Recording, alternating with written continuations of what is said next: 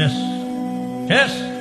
কালকে এই একটু পরে মারা যাবো, কালকে এই মুহূর্তে একদিন, পরের দিন 2 দিন, পরের দিন 3 দিন। বিশ্বাস করেন 3 দিন পরে আপনারা যার যার মতো কাজ শুরু করবেন।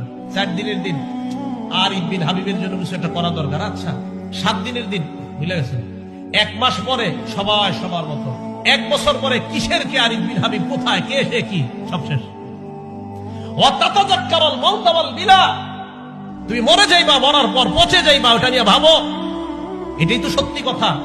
আমি আপনি মারা যাওয়ার পর আমার সন্তান আদি, আমার আত্মীয় স্বজন আমাদেরকে দাফন করে দিবে।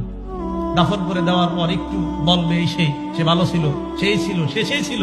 2 দিন 3 দিন আস্তে আস্তে সবাই সবার মতো চলবে। আপনার বাড়ি গাড়ি সব রয়ে গেল। এটা নিয়ে ভাবেন যে আমি যা কামাই করেছি, যা বর্জন করেছি, সব রয়ে গেল, আমি কবরে চলে গেলাম।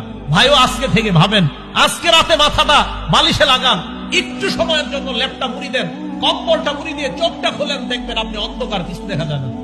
চোখ খোলেন, ল্যাপ মুড়ি দিয়ে, কাঁথা মুড়ি দিয়ে চোখ খোলেন, লাইট অফ, দেখবেন কিছু দেখা যায় না। তখন ভাববেন, আচ্ছা আমার লাশটা কবরে রাখলো কামরাঙ্গীরচরের জনগণ, রাখার পর আমার লাশের উপরে বাঁশ দিল, বাঁশ দেওয়ার উপরে আবার মাটি দিল। আচ্ছা আমি তো কিছু দেখতে পাবো না। আচ্ছা অন্ধকার, ব্যাপারটা কি?